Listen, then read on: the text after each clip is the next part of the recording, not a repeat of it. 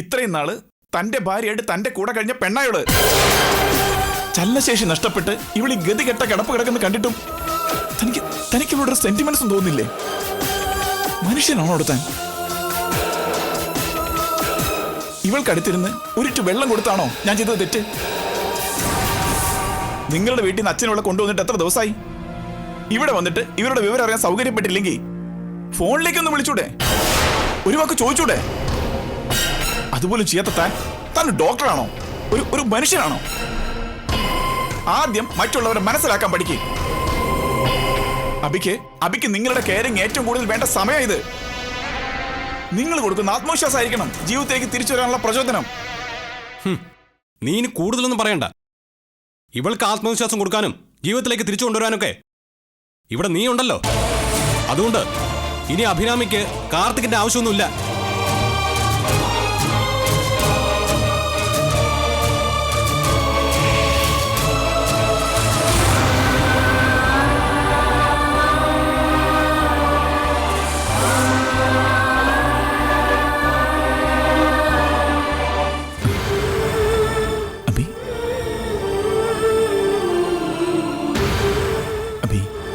അബി ഇതൊന്നും കാര്യാക്കണ്ട. കാർത്തികിന്റെ തെറ്റിദ്ധാരണകളൊക്കെ നമുക്ക് മാറ്റിയെടുക്കാം. അയാൾ നിന്നെ പൂർണ്ണമായിട്ട് മനസ്സിലാക്കുന്ന ഒരു ദിവസം വരും, അധികം വൈകാതെ.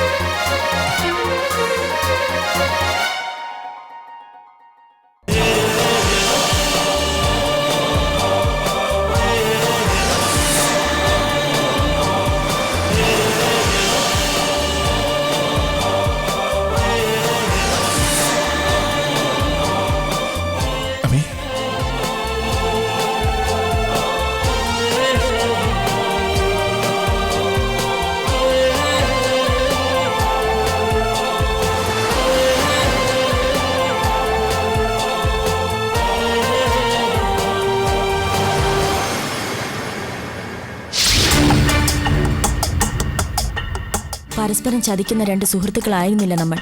അത്തരം ശീലങ്ങൾ നമ്മൾ എന്ന് തുടങ്ങിയോ അന്ന് മുതൽ നമ്മൾ ഇരു കൂട്ടർക്കും നഷ്ടങ്ങൾ മാത്രമേ ഉണ്ടായിട്ടുള്ളൂ.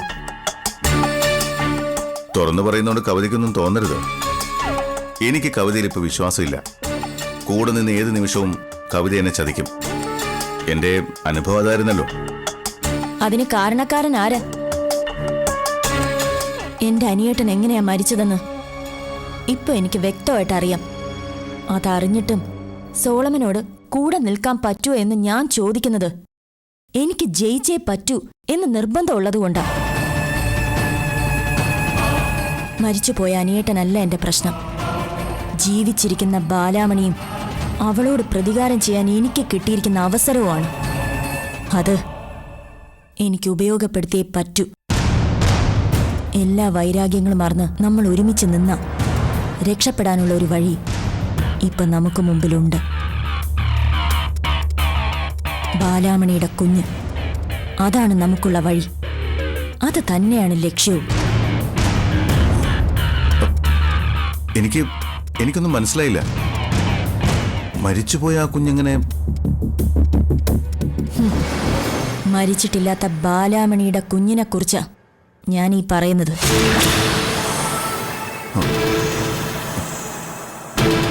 സോളമനൊന്ന് ഞെട്ടി അല്ലേ? സത്യം അതാണ്. ആ കുഞ്ഞ് ഇപ്പോഴും ജീവിച്ചിരിക്കുന്നു. രുക്മിണി എന്നൊരു സ്ത്രീയാ അവനെ ഇപ്പൊ വളർത്തുന്നത്. അവരുടെ കയ്യിൽ നിന്നും അവനെ എനിക്ക് കിട്ടണം. ബാലാമണിയുടെ കുഞ്ഞ് എന്റെ കയ്യിലെത്തിക്കഴിഞ്ഞ, അഴകത്തമ്മ അതറിഞ്ഞു കഴിഞ്ഞ, പിന്നെ ഞാൻ പറയുന്നതെന്തും അഴകത്തമ്മ സാധിച്ചു തരും. എന്തും.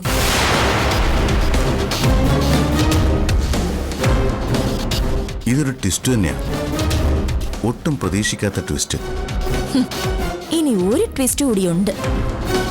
എന്തത്?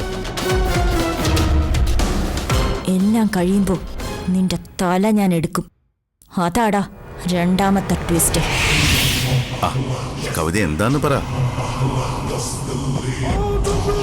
പറയാം, സമയം വരട്ടെ. ഇനി എത്രയും പെട്ടെന്ന് ബാലാമണിയുടെ കുഞ്ഞ് എന്റെ കയ്യിലെത്തണം. അതിനുവേണ്ടി സോളമൻ എന്തൊക്കെ ചെയ്യാൻ പറ്റുമോ അതൊക്കെ ചെയ്യണം. അനന്തുവിന് ബാലാമണിയിൽ ജനിച്ച ആ കുഞ്ഞാണ് ഇനി അങ്ങോട്ട് കവിതയുടെ രക്ഷകനാകാൻ പോകുന്നത്.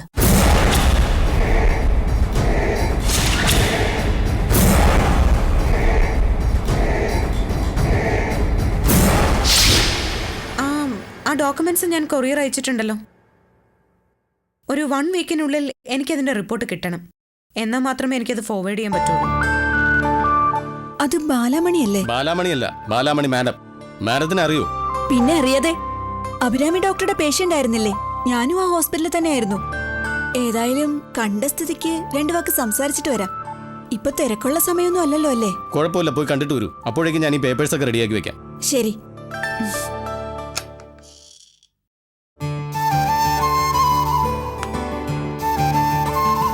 എന്നെ ഓർമ്മ കിട്ടുന്നുണ്ടോ ബാലാമണിക്ക്? അയ്യോ സോറി, മാഡത്തിന്. ബാലാമണിന്ന് വിളിച്ചാൽ മതി. പക്ഷേ എനിക്കങ്ങോട്ട് ഓർമ്മ കിട്ടുന്നില്ല. പ്രസവത്തിനായിട്ട് അഭിരാമി ഡോക്ടറുടെ ഹോസ്പിറ്റലിൽ വന്നിരുന്നില്ലേ? അപ്പൊ ഞാനവിടെ ഉണ്ടായിരുന്നു, നേഴ്സായിട്ട്. ലേബർ റൂമിലായിരുന്നു. വരൂ. ഇപ്പോ പഴയ ആളെയല്ല.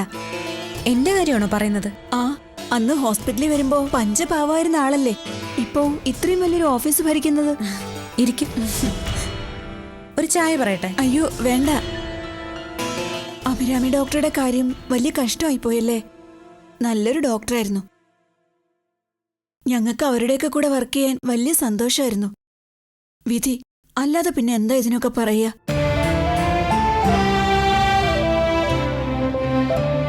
ഒക്കെ ശരിയാവും. ഡോക്ടർ പഴയ ആളായിട്ട് തിരിച്ചു വരും. നല്ല മനുഷ്യരെ ദൈവം അങ്ങനെയൊന്നും കൈവിടില്ലല്ലോ. അഭിയെടുത്ത് തിരിച്ചു വരണേന്ന് തന്നെയാ എല്ലാവരുടെയും പ്രാർത്ഥന.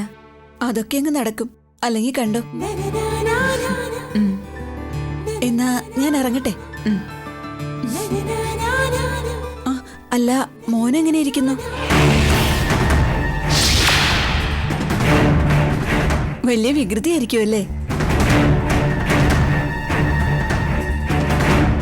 എന്താ മോന്റെ പേര്?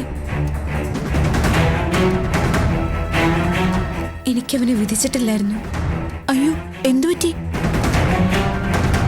പ്രസവത്തോടെ ആ കുഞ്ഞ് മരിച്ചു.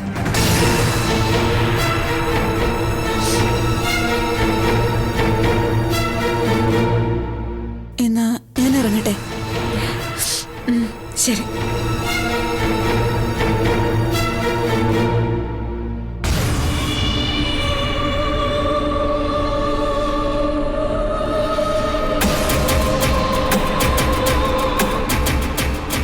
പ്രസവത്തോടെ എന്റെ കുഞ്ഞു മരിച്ച കാര്യം എല്ലാവരും അറിഞ്ഞിട്ടും അന്ന് ലേബർ റൂമിൽ ഡ്യൂട്ടിയിലുണ്ടായിരുന്ന ഇവരെന്താ അതറിയാതിരുന്നത്? ഒരു സ്ത്രീ കുറച്ചു മുമ്പ് അവരുടെ ക്യാബിനിൽ വന്നിരുന്നു. പിന്നെ നോക്കിയിട്ട് കാണുന്നില്ല. എനിക്കൊരു അത്യാവശ്യമായിട്ടൊന്ന് കാണണമായിരുന്നു. ആളെ മനസ്സിലായി. മാഡത്തിന്റെ ക്യാബിനിലേക്ക് വന്ന സ്ത്രീയല്ലേ? ആ അതെ, അവര് തന്നെ. അവരെവിടെ പോയി? അവര് പോയല്ലോ മാഡം. എന്താ മാഡം, എന്തെങ്കിലും പ്രശ്നമുണ്ടോ?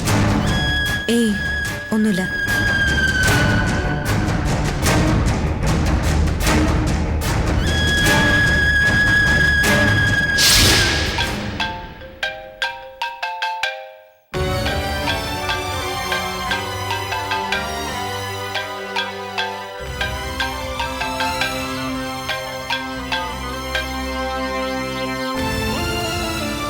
അരവിന്ദോ. എന്തോ?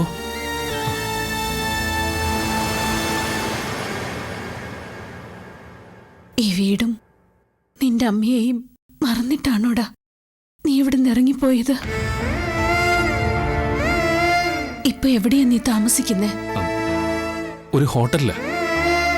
നീ സമയത്ത് ആഹാരമൊക്കെ കഴിക്കുന്നുണ്ടോ? ആ. നീ താമസിക്കുന്നത് വലിയ റൂമിലാണോ? തരക്കേടില്ല. അഴകത്തെ നിന്റെ മുറിയേക്കാൾ വലിപ്പമുണ്ടോടാ അതിന്? നിനക്ക് അമ്മയോടൊന്നും ചോദിക്കാനില്ലേ? സുഖാണോന്നോ, അമ്മ സമയത്ത് ഭക്ഷണം കഴിക്കാറുണ്ടോന്നോ, എന്നെ ഓർക്കാറുണ്ടോന്നോ, അങ്ങനെ ഒന്നും നിനക്ക് ചോദിക്കാനില്ലേ? മോനെ അരവിന്ദ, നിനക്ക് അമ്മയെ മറക്കാൻ പറ്റും. അതുകൊണ്ടായിരുന്നല്ലോ ഒരിക്കൽ പോലും നീ എന്നൊന്ന് വിളിക്കുക പോലും ചെയ്യാതിരുന്നത്.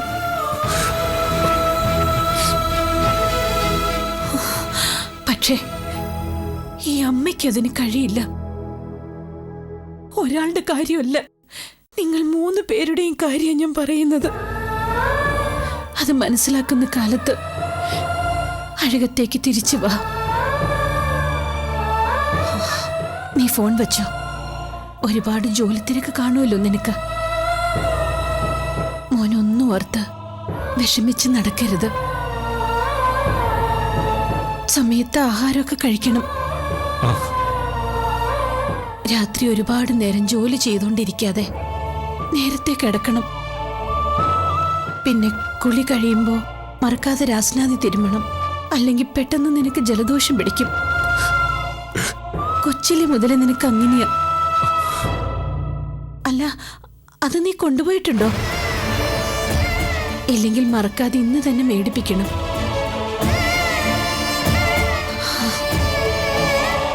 ഇനിയെന്താ, ഇത്രയൊക്കെ ഉള്ളൂ അമ്മയ്ക്ക് പറയാൻ.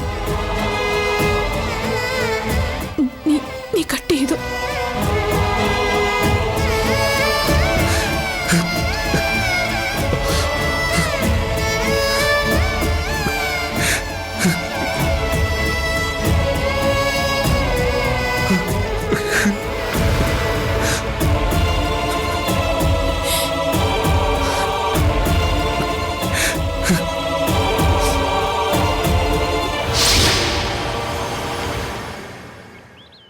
സത്യമാണോ ആനന്ദേ? അഭിരാമിയുടെ കൈകൾക്ക് ചലനശേഷി തിരിച്ചു കിട്ടിയോ? അതെ സഹദേട്ടാ, അത് സത്യമാ. വേണമെങ്കിൽ മിറാക്കിൾ എന്ന് തന്നെ പറയാം. ചികിത്സിക്കുന്ന ഡോക്ടർക്കും ഇപ്പൊ പ്രതീക്ഷ ഒരുപാട് കൂടിയിട്ടുണ്ട്. ഇനി അധികം താമസിയാതെ അഭിയെ പഴയ ആളാക്കി മാറ്റാൻ കഴിയുന്ന ഡോക്ടർ പറയുന്നത്. ഇതൊന്നും കേട്ടിട്ട് കാർത്തികിന് യാതൊരു സന്തോഷവും ഇല്ലേ? അഭിരാമിക്ക് ഇങ്ങനെ ഒരു മാറ്റം വന്നോർത്തിട്ട് നിരാശയാണുള്ളത്. ഒരിക്കലും പറയാൻ പാടില്ലാത്ത കാര്യങ്ങളാണ് കാർത്തിക് വന്ന് പറഞ്ഞിട്ട് പോയതെങ്കിലും അതിന്റെ ഷോക്കാ അഭിരാമിക്ക് ഇങ്ങനൊരു ചേഞ്ച് ഉണ്ടാക്കിയത്. അതുകൊണ്ടാ കാർത്തികിനെയും കൂട്ടി വരണമെന്ന് ഞാൻ സഹദേവേട്ടനോട് പറഞ്ഞത്. കാർത്തികേ, പരസ്പരം സംസാരിച്ച് തെറ്റിദ്ധാരണകൾ തീർക്കാനാ നിങ്ങൾ രണ്ടുപേരെയും ഞാൻ ഇങ്ങോട്ട് കൊണ്ടുവന്നത്. എന്നിട്ട് വാ തുറന്നൊരു അക്ഷരം പറയില്ല എന്ന് വാശി പിടിച്ചാൽ ദേ, അതുകൊണ്ട് ആർക്കും ഒരു പ്രയോജനം ഉണ്ടാവില്ല. എന്നും എനിക്കും അഭിക്കയിടയിൽ ആനന്ദൊരു പ്രശ്നമായിരുന്നു. അവൾ എന്നിൽ നിന്ന് പലതും മറച്ചു വെച്ചു. അവളിൽ എനിക്കുണ്ടായിരുന്ന വിശ്വാസം അതിപ്പോ പൂർണ്ണമായിട്ടും നഷ്ടപ്പെട്ടിരിക്കുക. കാർത്തിക്, ഇന്ന് വരെ നിങ്ങൾ അഭിരാമിയെ ശരിക്കും മനസ്സിലാക്കിയിട്ടില്ല. അത് തന്നെയാ നിങ്ങൾക്കിടയിലുള്ള പ്രശ്നവും. അത് ശരിയായിരിക്കും. ആനന്ദ് അവളെ ഒരുപാട് മനസ്സിലാക്കിയിട്ടുണ്ടല്ലോ. വീണ്ടും നീ ആ രീതിയിൽ തന്നെ സംസാരിക്കാതെ. സഹദേവേട്ടാ, കാർത്തിക് പറഞ്ഞത് ശരിയാ. കാർത്തിക് മനസ്സിലാക്കിയതിനേക്കാൾ കൂടുതൽ ഞാൻ അവളെ മനസ്സിലാക്കിയിട്ടുണ്ട്. പക്ഷേ അഭി എന്റെ ഭാര്യയായിരുന്നപ്പോ എനിക്കതിന് കഴിഞ്ഞില്ല. പിന്നീട് ഞങ്ങൾ തമ്മിൽ നല്ലൊരു സൗഹൃദം ഉണ്ടായപ്പോഴാ അഭിരാമി എന്താണെന്ന് തിരിച്ചറിവ് എനിക്കുണ്ടായത്. കാർത്തിക്, നിങ്ങൾ വിചാരിക്കുന്ന പോലെ പെൺകുട്ടിയല്ല അവള്. കാർത്തിക് അവളെ മനസ്സിലാക്കാൻ ശ്രമിച്ച അവളിലെ നന്മകൾ ഓരോന്നും തിരിച്ചറിയാൻ തുടങ്ങിയ ഇപ്പോഴുള്ള നിങ്ങളുടെ മനോഭാവത്തിന് ഒരുപാട് മാറ്റം വരും. ഒന്ന് ഞാൻ പറയാം, ഒരു നല്ല സൗഹൃദത്തിനപ്പുറത്തേക്ക് ഒരിക്കലും ഞങ്ങളുടെ ബന്ധം വളർന്നിട്ടില്ല. എടാ കാർത്തികേ, ദാമ്പത്യ ജീവിതത്തിൽ അല്ലറ ചില്ലറ പ്രശ്നങ്ങളൊക്കെ ഉണ്ടാകുന്നത് സ്വാഭാവികമാണ്. നിങ്ങളുടെ ജീവിതത്തിലും അത്രയൊക്കെ സംഭവിച്ചിട്ടുള്ളൂ. അതിനപ്പുറത്തേക്കുള്ള പ്രാധാന്യം നിങ്ങൾക്കിടയിലുള്ള വഴക്കുകൾക്ക് വരാനുള്ള കാരണം നിന്റെ അമ്മയും ചേച്ചിയുമാണ്. അവർ വിചാരിച്ചാൽ നിസ്സാരമായി പരിഹരിക്കാവുന്ന പ്രശ്നങ്ങളെ ഊതി വീർപ്പിച്ച് നിങ്ങൾക്കിടയിൽ ശത്രുത ഉണ്ടാക്കിയെടുക്കാൻ അവർ മനഃപൂർവ്വം ശ്രമിച്ചു. അവരതിൽ വിജയിക്കുകയും ചെയ്തു. അഭിരാമി, അഭിരാമി 100% പരിശുദ്ധിയായ പെൺകുട്ടി തന്നെയാണ്. കാർത്തിക് അല്ലാതെ മറ്റൊരു പുരുഷനും അവളുടെ മനസ്സിൽ ഇപ്പൊ സ്ഥാനമില്ല. ദേ, ഒരു നിമിഷത്തെ ബുദ്ധിശൂന്യത കൊണ്ട് ജീവിതം നശിപ്പിച്ചു കളഞ്ഞ ഒരാളാ ഞാൻ. ആ ഒരവസ്ഥ കാർത്തിക്കിനുണ്ടാവരുത്. കാർത്തികേ, നീ അവളെ എത്രയും വേഗം നമ്മുടെ വീട്ടിലേക്ക് കൂട്ടിക്കൊണ്ടുവരണം. വേണ്ട സഹദേവട്ട, അങ്ങോട്ട് കൊണ്ടുവന്നാൽ അമ്മയും ചേച്ചിയും കൂടി അവളെ കൊല്ലാക്കൊല ചെയ്യും. അവൾ അവളുടെ വീട്ടിൽ തന്നെ നിൽക്കട്ടെ. അതുതന്നെയായിരിക്കും അഭി ആഗ്രഹിക്കുന്നത്.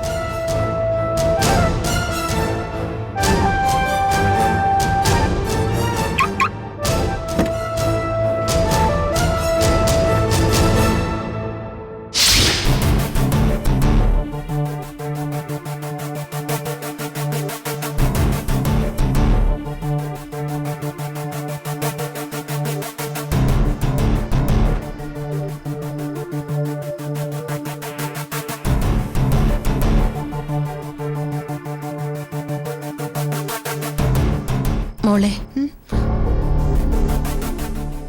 എന്താ മോളെ? എന്തൊക്കെയോ നിന്റെ മനസ്സിലുണ്ട്.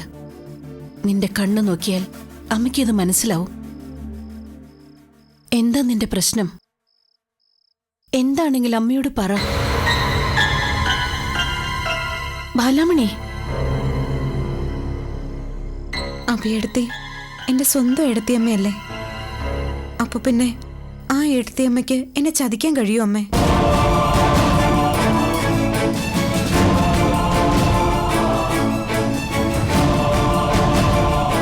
എന്തൊക്കെയാ നീ പറയുന്നത്? അഭിരാമി നിന്നെ ചതിച്ചു?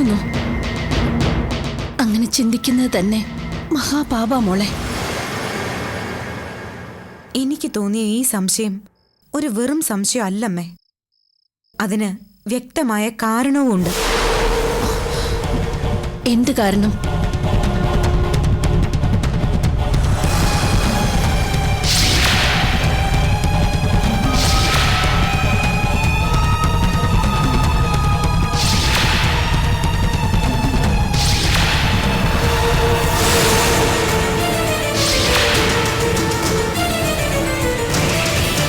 ലേബർ റൂമിലെ നേഴ്സായിരുന്നിട്ടും എന്റെ കുഞ്ഞ് മരിച്ചുപോയ കാര്യം അവരെന്തുകൊണ്ട് അറിഞ്ഞില്ല? ചിലപ്പോ അതവര് മറന്നുപോയതാണെങ്കിലോ? അങ്ങനെയാണെങ്കിൽ ഞാൻ കൂടുതൽ എന്തെങ്കിലുമൊക്കെ ചോദിക്കുമെന്ന് ഭയന്ന് അവരെന്തിനാ പെട്ടെന്ന് അവിടെ നിന്ന് പോയി കളഞ്ഞത്? അത് പിന്നെ അവർക്ക് ചിലപ്പോ എന്തെങ്കിലും തിരക്ക് കാണുമായിരിക്കും. അല്ലമ്മേ, അവര് മനഃപൂർവ്വം പോയി കളഞ്ഞത് തന്നെയാ. അവർക്ക് എന്നിൽ നിന്നും എന്തോ മറയ്ക്കാനുണ്ട്. ആ സ്ത്രീയുടെ പെരുമാറ്റത്തിൽ നിന്നും അതെനിക്ക് മനസ്സിലായി. ഇതൊക്കെ കേട്ടിട്ട് അമ്മയ്ക്ക് എന്താ തോന്നുന്നേ? ഞാനതിനവരെ കണ്ടിട്ടില്ലല്ലോ. അപ്പൊ പിന്നെ എങ്ങനെയാ ഞാൻ ഇതിലൊരു അഭിപ്രായം പറയുന്നേ? ചിലപ്പോ കാര്യങ്ങൾ നീ ഉദ്ദേശിക്കുന്ന പോലെയൊന്നും അല്ലെങ്കിലോ മോളെ? അത് സത്യമായിരിക്കും. ഒക്കെ എന്റെ വെറും തെറ്റിദ്ധാരണകളും സംശയങ്ങളും ആവും. അതെ, അങ്ങനെ തന്നെയായിരിക്കും. പക്ഷേ ഈ സംശയങ്ങൾ തീർക്കേണ്ട ഉത്തരവാദിത്വം എനിക്കില്ലേ? സത്യം എന്താണെന്ന് എന്നെ തന്നെ ഞാൻ ബോധ്യപ്പെടുത്തണ്ടേ അമ്മേ? അല്ലെങ്കിൽ എന്നും എന്റെ മനസ്സിൽ ഇതൊരു കനലായിട്ടിങ്ങനെ നീറി നീറി കിടക്കും. അതിനുവേണ്ടി നീ ഇപ്പൊ എന്താ ചെയ്യാൻ പോകുന്നേ? ഞാൻ നാളെ ഹോസ്പിറ്റലിലേക്ക് പോവാം അമ്മേ.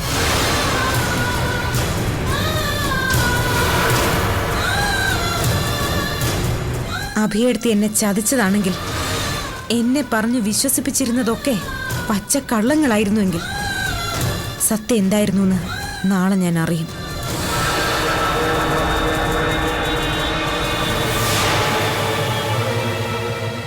എന്നിട്ട് എനിക്ക് അഭിയെടുത്തി ഒന്ന് കാണണം.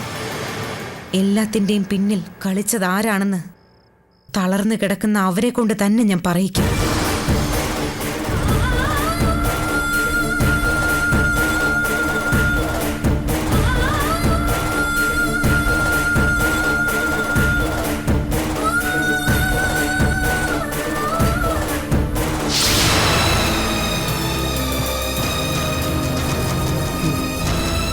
നോക്കാവുന്നിടത്തൊക്കെ നോക്കി. കുഞ്ഞിനെക്കുറിച്ച് യാതൊരു വിവരവുമില്ല. ആരും അങ്ങനെ ഒരു കുഞ്ഞിനെ കണ്ടിട്ടുമില്ല. നിൽപ്പും ആലോചനയൊക്കെ കണ്ടു കഴിഞ്ഞാ എന്തോ മഹാകാര്യം ചെയ്യാൻ പോകുന്ന പോലെയാ. ചേച്ചി, എന്താടാ ചേച്ചിക്ക്? ഈ കാര്യത്തെക്കുറിച്ച് ഞാൻ വളരെ ഗഹനമായിട്ട് ആലോചിച്ചുകൊണ്ടിരിക്കുകയാണ് ചേച്ചി. ആ ആലോചനയിൽ നിന്നും ഒരു സത്യം ഉരുത്തിരിഞ്ഞ് വരികയും ചെയ്തു. എന്ത്? പറയാം.